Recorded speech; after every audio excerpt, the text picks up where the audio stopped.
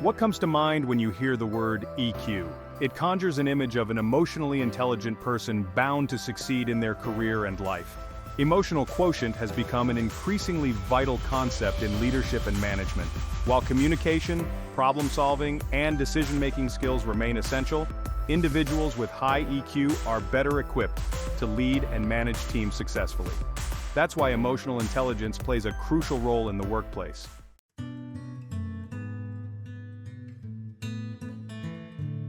Chapter 1. Emotional Intelligence and Leadership.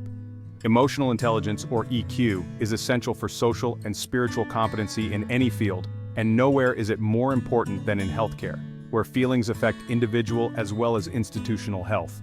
The leaders charged with providing high-quality health services to patients also serve the emotional needs of staff members in the hospital, clinic, or office. These two functions are more closely aligned than is commonly recognized. Healthcare leaders who are emotionally intelligent can improve the health of their institutions on many levels. And in faith-based communities where spiritual connection and compassion are emphasized, emotional intelligence reinforces the ability to bridge mind and body with spirit. Although EQ is now accepted as a core attribute of success, the term refers only to the observation of an end product. Good research lies behind the recognition that people who are self-aware, compassionate, able to read others, and capable of both experiencing and containing strong emotions are more successful than those who lack those qualities, even though the latter may have greater intellectual capacities. Research suggests that at least some people are born with a high degree of personal and interpersonal competency. That's wonderful for the emotionally endowed. But the important question for the rest of us is, can EQ be learned by those who are not lucky enough to have come into this world with an abundance of personal and social skill? My answer is yes, though the methods for teaching and learning this set of skills are sharply debated. I believe that EQ can be learned, but not in the way we are normally used to learning. EQ is physiological as well as psychological in nature.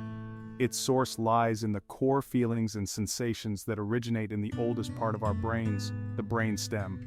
These core feelings, sensations, and emotions, which may begin even before birth and are developed by the second month of life, are the source of our individuality and our personal and collective instinct for survival. The self-awareness, self-control, insight, and empathy toward others that define EQ are rooted in these core instincts. Trauma can create a barrier to self-awareness and our survival instincts, but healing through reconnection to these core instincts and the EQ they provide is always possible.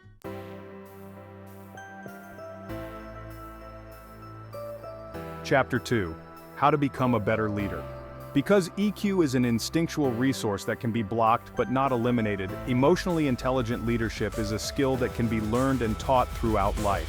When we are courageous enough to learn from the pain of the mistakes we have made in dealing with others, we become emotionally intelligent leaders through trial and error. Our errors in judgment become our teachers, and we grow in our ability to manage others and ourselves. But a sometimes quicker way to learn EQ leadership is through the day-to-day example of an emotionally intelligent mentor. Someone with the willingness to be generous with himself or herself and candid about his or her experiences. Educators agree that there is no more effective way to learn or to teach than through the example of someone we trust with our feelings and look up to.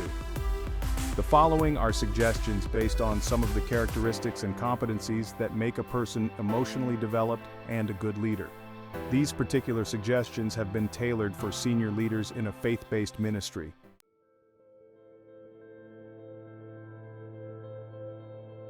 1. Tune in to your core instincts. Take reflective time every day to tune in to your core instincts. We learn to do this by slowing down enough to comprehend messages that our bodies are constantly sending us via our physical and emotional feelings. The sensual physical language of the body is non-verbal. Deciphering it takes time and effort. The slowing down needed to attune to our feelings and sensations can be accomplished through prayer or meditation, when the focus of such practice is internal discovery. This is particularly important if you lead a pressured life. Pressured lifestyles can activate endorphins in the brain that induce in a person a drugged-like state of false well-being, while actually reducing that person's awareness of feelings and needs and even blunting his or her instincts for survival. The instinctual knowing that constantly keeps us informed of our most pressing problems and deeper values also informs the critical ability to know when we don't know, when we don't have enough information, or the right information, to make a good decision. Because emotionally intelligent leaders draw, in their decision-making, from both thought-based intellectual resources and intuitive sensory-based resources, they have a greater amount of data from which to draw. This makes their communication more effective and their decisions sounder.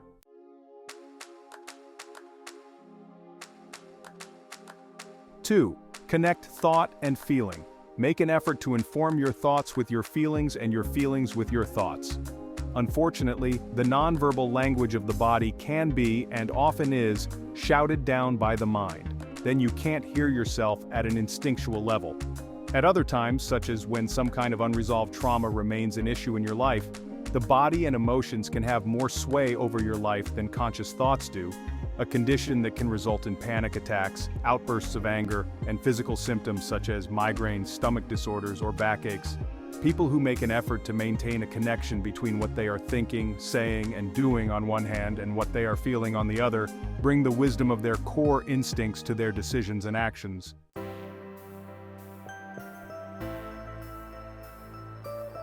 3. Speak to a licensed therapist. BetterHelp is an online therapy service that matches you to licensed, accredited therapists who can help with depression, anxiety, relationships, and more. Take the assessment and get matched with a therapist in as little as 48 hours.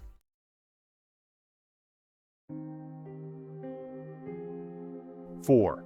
Listen to feelings. Listen to feelings as well as to words, so that the people you serve and work with will feel understood. The capacity to listen in a way that makes others feel understood is also tied to this ability to integrate information and instinct. Recently at a hospital, I experienced firsthand the difference between being listened to and feeling that I was really being heard. My 90-year-old father lay dying following brain surgery. The medication he was taking had caused blood vessels in his brain to rupture. It could no longer be used for obvious reasons, and yet it was needed to keep his heart pumping regularly. I had his power of attorney, clearly stating that he did not want heroic means used to merely keep him alive, but that was what was being done. All the half-dozen attending physicians were excellent practitioners, and I sincerely believe, deeply caring people. Every one of them listened to me as I repeated my father's wishes, but only one heard that my father and his family wanted the tubes that were keeping him alive removed. It took an agonizing 2 days to finally be heard.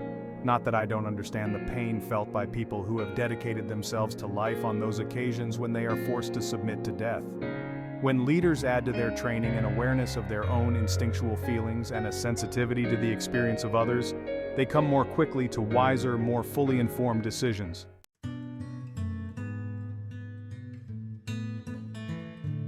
5.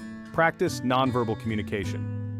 Good communication, especially that done with sick or frightened people, is almost entirely nonverbal. Notice how a really good physician or nurse will make eye contact, smile, comfort the patient, listen to his or her concerns, and physically touch him or her in a gentle way. Then look at the opposite, the healthcare professional who is cold, businesslike, or unaware of what the patient or staff member he or she happens to be dealing with is feeling.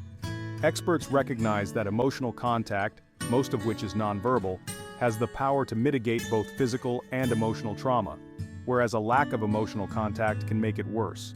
Emotionally intelligent leaders who are in tune with their own and others' nonverbal communications can both transmit and receive information that goes well beyond words into the realm of healing.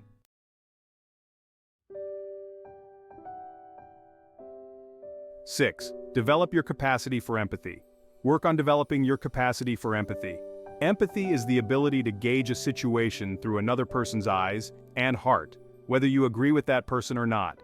Empathy is the ability to be so secure in your awareness of your own thoughts, feelings, and values that you can also perceive opposing points of view without losing sight of your needs.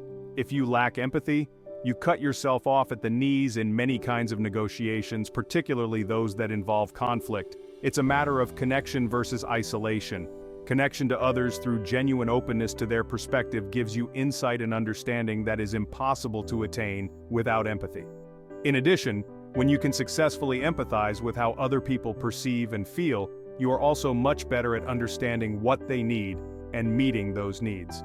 People generally feel more loyalty to and are willing to work harder for those who make an effort to tune into them. When interest is shown in what people feel, need, and care about, as well as what they do, a deeper level of satisfaction results. Your employees sense the difference between real and superficial interest in their well-being.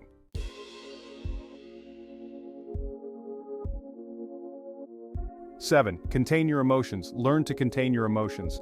Emotional containment is another skill that can be learned once you become willing to rationally explore your internal landscape. Emotionally intelligent leaders have the ability to contain their emotions. Containing emotions is not suppressing or ignoring them, but being in charge of when and how you express them. Leaders, no less than others, experience the most difficult of feelings, including anger or grief. At one time or another, all leaders feel like shouting or crying, but emotional awareness helps them maintain appropriate behavior. By keeping their emotions current and keeping old feelings separate from new ones, they can often avoid overreaction, the pitfall of taking problems or conflicts too personally. Indeed, it is precisely because such leaders are not afraid to experience their emotions that they avoid losing control of themselves on one hand or stressing their bodies by avoiding their feelings on the other.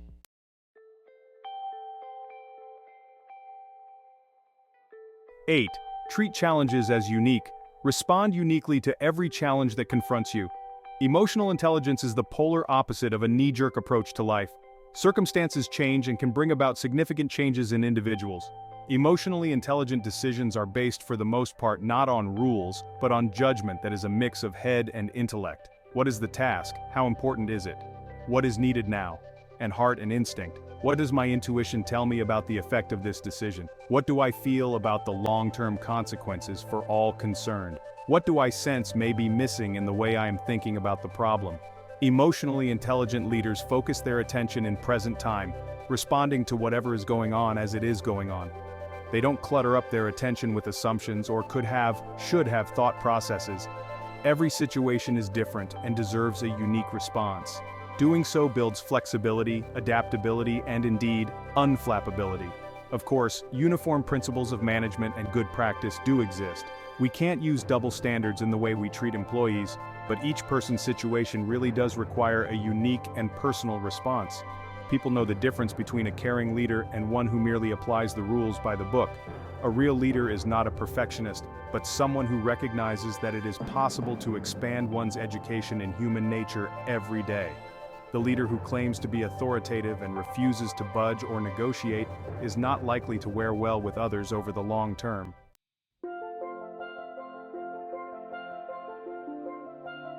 9. Embrace interdependence.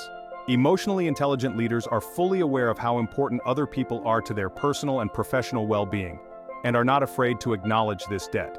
Emotionally intelligent leadership is not lone leadership. Interdependence should not be confused with enmeshment or emotional dependency.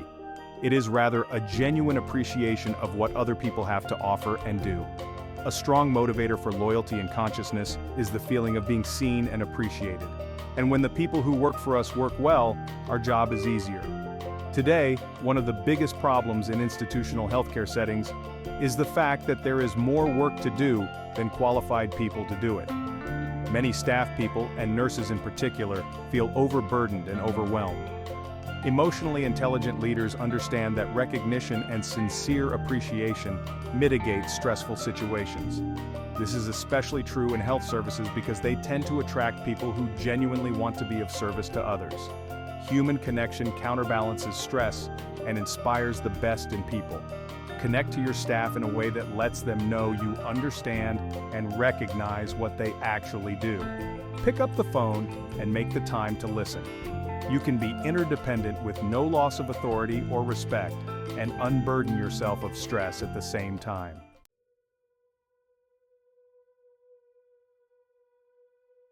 10. Trust your body's wisdom. Empower your spiritual work with your body's wisdom and intuitive understanding. Faith and spirit are accessed through the body of an emotionally intelligent leader. Emotional intelligence is the result when you find the spiritual connection between your body, your beliefs, and the work you are devoted to doing. Spirituality is not a dogma, it's an experience. Our talk, our intentions, beliefs, and creeds, and walk, our actions and behaviors, should be consistent. When they are not, when the leader's mission is inconsistent with what is practiced, Those who look to leaders become confused. This lower level of consciousness results in a low level of spirituality.